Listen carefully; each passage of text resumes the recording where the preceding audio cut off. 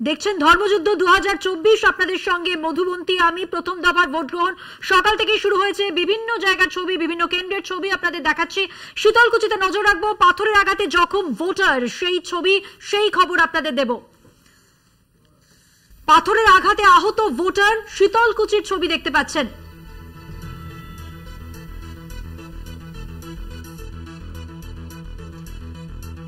কোচবিহার, আলিপুরদুয়ার, জলপাইগুড়ি তিন জায়গাতেই ভোট গ্রহণ শুরু হবার পর থেকে যে সমস্ত খবর আসছে সামনে, তার মধ্যে শীতলকুচিতে অশান্তির খবর যেমন এসেছে, তেমনি এই মুহূর্তে যে ছবি আপনারা দেখতে পাচ্ছেন, পাথরের আঘাতে আহত ভোটার। ইতিমধ্যে চান্দামারি, ভেটাগুড়ি, শীতলকুচির রিপোর্ট তলব করেছে কমিশন। এই মুহূর্তে যে ছবি দেখছেন, পাথরের আঘাতে আহত ভোটার শীতলকুচিতে। কথা বলবো, আমাদের সঙ্গে রয়েছেন আমাদের প্রতিনিধি রবিউল হোসেন। রবিউল, আমরা দেখতে পাচ্ছি পাথরের আঘাতে কিভাবে আহত হয়েছেন ভোটার, কে পাথর ছুড়লো, ঠিক কি অভিযোগ? দেখো মধুবন্তী, বেলা কথা করাচ্ছে, একদিকে যেমন তৃণমূল বিজেপি উভয় রাজনৈতিক দলের কর্মীদের মধ্যে সংঘর্ষের খবর ক্রমশ বাড়ছে, ঠিক অপরদিকে এবার একেবারে চাঞ্চল্যকর অভিযোগ শীতলকুচির ছোট শালবাড়ি এলাকায়। সেখানকার কিন্তু পাথরের আঘাতে একদম ভোট দিয়ে বাড়ি ফেরার সময় পাথরের আঘাতে বিনোদ সরকার নামে এক সাধারণ ভোটার, তিনি কিন্তু মারাত্মকভাবে একেবারে জখম হন। তার চোখের পাশেই এক পাথর লাগে এবং তিনি গুরুতর এই মুহূর্তে আহত অবস্থায় রয়েছেন। অভিযোগ যে তিনি যখন ভোট দিয়ে বাড়ি ফিরছিলেন সেই সময় তৃণমূল আশ্রিত দুষ্কৃতীরা তাকে লক্ষ্য করে পাথর ছোড়ে, আর তারপরে সেই পাথর তার একেবারেই চোখে লাগে এবং তিনি সেই পাথরের ধারালো পাথরের আঘাতে মারাত্মকভাবে কিন্তু তিনি জখম হন।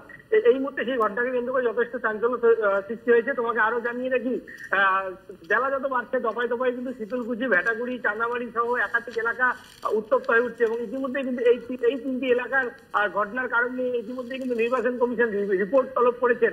কিন্তু তারপরেও এই এলাকাগুলিতে কিন্তু যত বেলা বাড়ছে, একদিকে যখন সংঘর্ষের ঘটনা বাড়ছে, অপরদিকে কিন্তু সেই সংঘর্ষে এড়ানোর জন্য কেন্দ্রীয় বাহিনীর জওয়ান থেকে শুরু করে কিউআরটি টিম এবং নির্বাচন কমিশনের আধিকারিক রয়েছে, তাদের কিন্তু যথেষ্ট রকম গতিবিধি লক্ষ্য করা যাচ্ছে। কিন্তু তারপরে কোনোভাবেই কিন্তু অশান্তি এড়ানো যাচ্ছে না।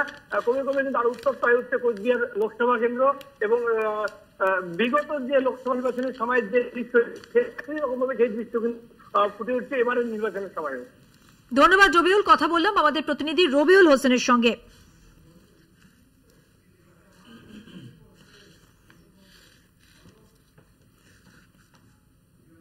দেশে লোকসভা ভোটের প্রথম দফা যেখানে মণিপুরেও চলছে ভোট গ্রহণ, সেখানেই কিন্তু ভোট কেন্দ্রে গুলি চালায় দুষ্কৃতীরা। মৈরাঙের থামানপকিতে কি ঘটেছে সেই দিকে একবার নজর রাখবো। ভোট কেন্দ্রে গুলি চালালো দুষ্কৃতীরা। লোকসভা ভোট চলাকালীন ভোট কেন্দ্রে গুলি চললো, পরপর গুলির আওয়াজ পাওয়া যায়। দুষ্কৃতীরা গুলি চালিয়ে পালিয়ে যায়। কারা গুলি চালালো এখনো পর্যন্ত স্পষ্ট নয়। মৈরাঙের থামানপকিতে এই ঘটনা ঘটেছে।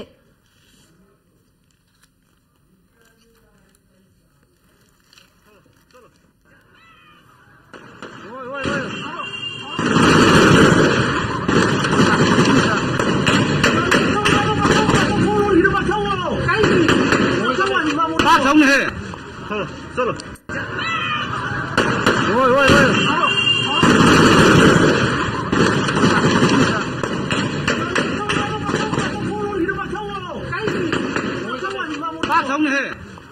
चलो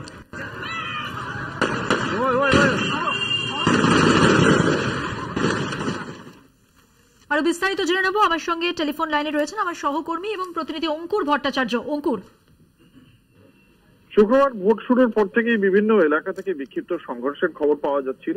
বেলা 11টা পর্যন্ত 12% ভোট পড়েছিল মাত্র, যেখানে আমাদের রাজ্যে প্রায় 32% ভোট পড়েছে গড়ে 3টি। সেখানে মণিপুরের ভোটদানের হারটাও কম ছিল, কিন্তু সেখানেই বুথের মধ্যে গন্ডগোল হলো। মৈরাং বিধানসভা এলাকার থামানপক্কি এলাকা একটা বুথ লক্ষ্য করে দুষ্কৃতীরা গুলি চালায়। গুলিতে 3 জন আহত হয়েছেন এবং তারপরে সেখানে আবার কেন্দ্রীয় বাহিনী পাঠানো হয়েছে, আবার নতুন করে ভোট গ্রহণ শুরু হয়েছে। কিন্তু কি কারণে এই গুলি চললো সে বিষয়ে সুনির্দিষ্টভাবে তথ্য এখনো পর্যন্ত পাওয়া যায়নি। ইনার মণিপুর আর আউটার মণিপুরে যে ভোট গ্রহণ চলছে, তার মধ্যে ইনার মণিপুরের থংজুতেও একটা বুথে ভাঙচুর চালিয়েছে দুষ্কৃতীরা এবং এখনো পর্যন্ত এই যে গুলি চালনার যে ঘটনা, সেই গুলি চালনার ঘটনা এখনো পর্যন্ত কোনো অভিযোগ দায়ের হয়নি। নির্বাচন কমিশন স্বতঃপ্রণোদিত তদন্ত শুরু করেছে। মধুবন্তী। ধন্যবাদ অঙ্কুর। কথা বললাম আমার সহকর্মী এবং প্রতিনিধি অঙ্কুর ভট্টাচার্যের সঙ্গে। মণিপুরে ঠিক কি ঘটেছে সেই ছবি আপনাদের সামনে তুলে ধরলাম। ভোট কেন্দ্রে পরপর গুলি চালালো দুষ্কৃতীরা। চলে আসবো আলোচনায়। রুবিদি, যেমনটা বলছিলেন আপনি বিরতিতে যাওয়ার আগে। মাথা এই দেখছো কিভাবে এরা একদমই, আপনি বলছিলেন যে রিজার্ভ যে ভোট কর্মী যাদেরকে তালা বন্ধ করে রাখা হয়েছে, হ্যাঁ সেটাতেই আসছে। হ্যাঁ, রিজার্ভ ভোট কর্মীদের আটকে রেখে তাদের খেতে না দিয়ে, তাদের ওষুধপত্র না দিয়ে বিডিও অফিসটা কিন্তু প্রশাসনের মধ্যে পড়ে, আর প্রশাসনটা অবশ্যই তৃণমূলের। এইখানে একটা আসলে এরা এত ভয় পেয়েছে, এই উত্তরটাই আমি নেব প্রদীপ্ত বাবুর কাছে। আমি একটু বলেনি, এত ভয় পেয়েছে যে এখানে আরো একটা খবর এলো আমাদের কাছে যে ভোট কেন্দ্রের 30 মিটারের মধ্যে তৃণমূল শাসাচ্ছে, বিজেপির সমস্ত লোককেই শাসাচ্ছে। আমি জানি না তারা বিজেপি কি, তারা কি বলছে, তৃণমূলকে ভোট না দিলে তোমাদের কিন্তু দেখে নেব। তো এই যেগুলো চলছে এর মানেই হচ্ছে উদয়ন গুহ প্রচন্ড ভয় পেয়েছেন যে ওনার চাকরিটি এবার যাবে, এবং এই কারণেই ওনারা এই সমস্তগুলো করছেন। নিষেধগড়ে হাওয়া বদল হবে কি মনে হচ্ছে প্রদীপ্ত বাবু? হাওয়া বদলের অনেক আগে হয়ে গিয়েছে, আমি সেটা নিয়ে পরে বলবো। আমার এখন নিজেকে না রাম গরুরের ছানা মনে হচ্ছে। আচ্ছা বেশ, কিন্তু এটা যেটা বলছিলেন আমি সেটাই বলছি, আমার ওই কারণে নিজেকে রাম গরুরের ছানা মনে হচ্ছে। আমার হাসতে একটু মানা আছে। এবার মুশকিল হচ্ছে যে এই যে কথাটা শুনলাম যে রাজ্য প্রশাসনের মানে ইলেকশন কমিশনকে সুপারসিড করে রাজ্য এখন বড় ভূমিকা পালন করছে। ওই দেখো দিদি, এটা রাজ্য যদি করে তাহলে রাজ্যকে বলবো এখনই ইলেকশন কমিশনে অভিযোগ জানাও।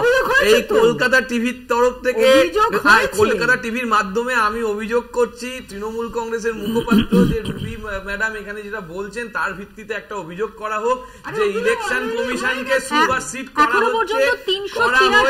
ওই ভদ্রলোক আমাদের সহকর্মী, আমরা যারা আগে দিয়ে এসেছি আমরা জানি যে কিভাবে ইলেকশন কমিশন এগুলোকে ডিল করে, কিভাবে কি ভয়ানক ভাবে ইলেকশন কমিশন ডিল করে, কিভাবে চিঠি আসে, কিভাবে মানুষকে আটকে রেখে দেওয়া হয়, কিভাবে তাদের না খেতে দেওয়া হয়, কিদিকে খুব ছোট্ট টাকায় তাদেরকে দিনের পর রাতের পর রাত খাটিয়ে নেওয়া হয়, সেই সব তথ্য আমাদের কাছে আছে। এখন মুশকিল হচ্ছে ইলেকশন কমিশন যখন তার নিজস্ব কোনো সৈন্য সাময়িনী নেই, সব সৈন্য সাময়িনী মানে ভাড়া করে নিয়ে চলে যায়, কই প্রয়োজনে রিক্রুটমেন্ট দিক না। যেমন রেলের রিক্রুটমেন্ট নেই, সেলের রিক্রুটমেন্ট নেই, তেমন ইলেকশন কমিশনে নেই, সিবিআই নেই, ইডিতে নেই, সব রাজ্য সরকারের উপর দোষ চাপাও। তাহলে তোমরা সেন্ট্রাল গভর্নমেন্ট রাখছো কেন? ছেড়ে দাও সেন্ট্রাল গভর্নমেন্ট, দিয়ে দাও রাজ্য সরকারগুলোর হাতে। মুশকিল কথাটা হচ্ছে যে ইলেকশন কমিশন যেখানে সম্পূর্ণ ব্যর্থ, সেখানে বিজেপি কানের পাশে এসে চিৎকার করবে স্বাভাবিক, কিন্তু মানুষ এটা বুঝতে পারছে যে ইলেকশন কমিশনের রোলটা কতটা। কিসের ভিত্তিতে বলছেন নির্বাচন কমিশন ব্যর্থ, যদি একটু স্পষ্ট করেন? আমি তো প্রথম কথা বলছি, এই যে অভিযোগগুলো আসছে 125 কোম্পানি এখানে রয়েছে সব মিলিয়ে, কেন্দ্রের 112 কোম্পানি, রাজ্যের তরফ থেকে 13 কোম্পানি নিয়ে 125 কোম্পানি কোচবিহারে রয়েছে। তারপরে ওই ঘটনাক্রম ঘটছে, দিনহাটার মধ্যে সীমাবদ্ধ রয়েছেন স্বাভাবিক নিয়মে উদয়ন গুহ। তারপরে এই ধরনের অভিযোগ কেন আসছে? কি বলবেন রুবিদি? ও তো দিনহাটাতেই যত গন্ডগোল গুলো হচ্ছে, কোচবিহার জুড়ে হচ্ছে কম, দিনহাটাতে উদয়ন গুহ একটা গুন্ডা। কোচবিহারে এখনো পর্যন্ত সব থেকে বেশি 172 অভিযোগ সংখ্যা, দিনহাটাতে তার মধ্যে আবার বেশি। আমি একটা কথা বলি, এটা 2008 সালের ঘটনা। এই উদয়ন গুহ আমরা গুটি কয় জনা 10 মিলে অ্যামনেস্টি ইন্টারন্যাশনালের একটা উদয়ন গুহর বিরুদ্ধে একটা প্রতিবাদ করতে গিয়েছিলাম। উনি যেভাবে 20 বছর আগের কথা বলছি, তখন আমার চুলো পাকেনি, আমাদের অনেক কম বয়স। উনি যেভাবে ওনার লোকদের দিয়ে আমাদের টেবিল টুল সমস্ত নিয়ে চলে গিয়েছিলেন, উনি যে কত বড় গুন্ডা আমার জানা আছে। কাজেই যেখানে উদয়ন গুহ থাকবে সেখানে গুন্ডামি হবে। প্রদীপ তো ভালো মানুষ বলে প্রদীপ তো এই কথাটা বলতে পারছে না। আর আমি যেহেতু নিজে ভুক্তভোগী, আমি জানি ন্যাচারালি দিনহাটাতে উনি সীমাবদ্ধ বলেই দিনহাটাতে গন্ডগোলটা বেশি। আচ্ছা, কোচবিহারের প্রসঙ্গ যখন উঠেইছে, সেক্ষেত্রে কোচবিহার নেই, তিনজনের কাছে আমার প্রশ্ন থাকবে। আমি পার্থদার কাছে চলে যাব। পার্থবাবু, কার দখলে যাবে কোচবিহার কেন্দ্র, কেন যাবে, কি ভাবনা আপনার, কি মনে করছেন এখনো পর্যন্ত? না দেখুন, কার দখলে যাবে সেটা আপনার তো একটা অ্যাজাম্পশন থাকবে। না অ্যাজাম্পশনের এখানে কোনো ব্যাপার নেই, কারণ আমরা কেউই না, আমরা কেউই ভোট কে কোন দিকে হবে দিচ্ছে, আমরা সেই যে সেফোলজিস্ট বলে আমরা সেই কাজ করি না। তবে এখানে আলোচনায় যেটা উঠে এলো, দেখুন কিছুক্ষণ আগে আমি প্রথমেই বলেছিলাম যে এখনো অব্দি যা নির্বাচন হয়েছে তাতে মোটামুটি শান্তিপূর্ণ বলা যায়, কারণ পশ্চিমবাংলা এর থেকে শান্তিপূর্ণ নির্বাচন হয় না। এবং আমি আশা করেছিলাম যে আগামী আরো যে কয়েক ঘন্টা পড়ে আছে সেগুলো যেন অশান্তিটা না বাড়ে, কিন্তু কিন্তু দেখুন পশ্চিমবাংলার যেটা স্বাভাবিক প্রক্রিয়া সেই অনুযায়ী দেখুন যত সময় এগোচ্ছে তত কিন্তু অশান্তির সংখ্যা বাড়ছে, অভিযোগের সংখ্যা বাড়ছে। এখানে যে একটা প্রশ্ন উঠে এলো, এই যে বিডিও অফিসে যাদের আটকে রাখা হয়েছে, এটা ঘটনা সত্যি। আজকে বিডিও অফিস একটা সরকারি অফিস, এটা রাজ্য প্রশাসনের অন্তর্গত, কিন্তু নির্বাচনের সময় কিন্তু নির্বাচন কমিশন তার দায়িত্ব তার দায় কিন্তু এড়িয়ে যেতে পারে না। জবাবটা কিন্তু নির্বাচন কমিশনকেও দিতে হবে যে তার আওতাতে থাকাকালীন এই নির্বাচনের সময়, নির্বাচনের দিনে বিশেষ করে, এবং যেখানে নির্বাচন হচ্ছে সেখানে সরকারি যতগুলো প্রক্রিয়া কাজ করছে সবকটার দায় দায়িত্ব কিন্তু নির্বাচন কমিশন কিন্তু অস্বীকার করতে পারে না। ফলে এই প্রসঙ্গে আসবো, আমরা একটা কোচবিহারের খবরই নজর রাখবো।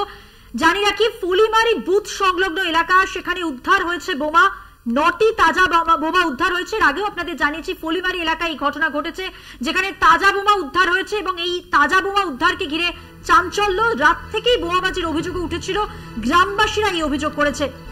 কোচবিহারের ফুলিমারিতে উদ্ধার হয়েছে 9টি তাজা বোমা, চাঞ্চল্য এলাকায়। গ্রামবাসীরা গতকাল রাতের জন্য যে অভিযোগ করেন, সেখানে রাত থেকেই বোমাবাজির ঘটনা ঘটেছে এলাকায়, এই অভিযোগ ছিল গ্রামবাসীদের।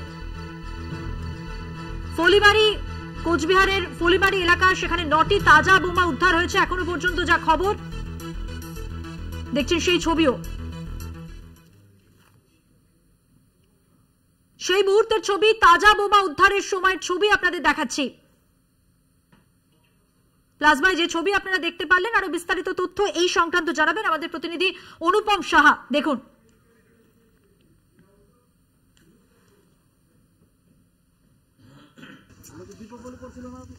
এই মুহূর্তে আমরা দাঁড়িয়ে রয়েছি কোচবিহার 1 নম্বর ব্লকের মধ্য ফলিমারি এলাকায়।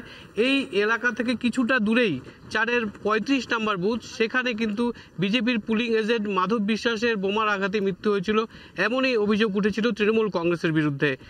গতকাল রাতে এই এলাকাতেই, এই ধান ক্ষেতের পাশেই কিন্তু বোমা পাওয়া গেছে, তাজা বোমা পাওয়া গেছে এবং বাইক বাহিনীর তাণ্ডব শুরু হয়েছে। আমরা জানার চেষ্টা করব, স্থানীয় বাসিন্দা রয়েছে। দাদা, কি ঘটনাটি ঘটেছিল? আমরা রাত্রে শুনতে পারি 2টা বোমার আওয়াজ এবং বাইক বাহিনীর যে তাণ্ডব চালিয়েছে গ্রামে, আমরা এটা জানতে পারি এবং বাড়ি বাড়ি যায় ধমকি দেওয়া হয়েছে যে যদি তোমরা ভোট দিতে যাও পার্শ্ববর্তী বোর্ডে যে মাধব বিশ্বাস খুন হয়েছে সেরকম তোমাদের অবস্থা হবে। সেই জন্য আমরা খুবই আতঙ্কে ছিলাম। তারপরে আমরা যখন সকালে বের হই ভোট দেওয়ার উদ্দেশ্যে, তখন রাস্তায় দেখলাম কয়েকটা বোমা পড়েছিল, তাজা বোমা। তো পুলিশ এসে সেটা উদ্ধার করেছে এবং নিয়ে যায় তারা। মানে গ্রামবাসীরা কি বলছে, মানে কেন্দ্রীয় বাহিনী কোথায়? বুথে তো কেন্দ্রীয় বাহিনী না, এমনি রাস্তায় কোনো কেন্দ্র বাহিনী ছিল না, কিন্তু বুথে কেন্দ্র বাহিনী আছে।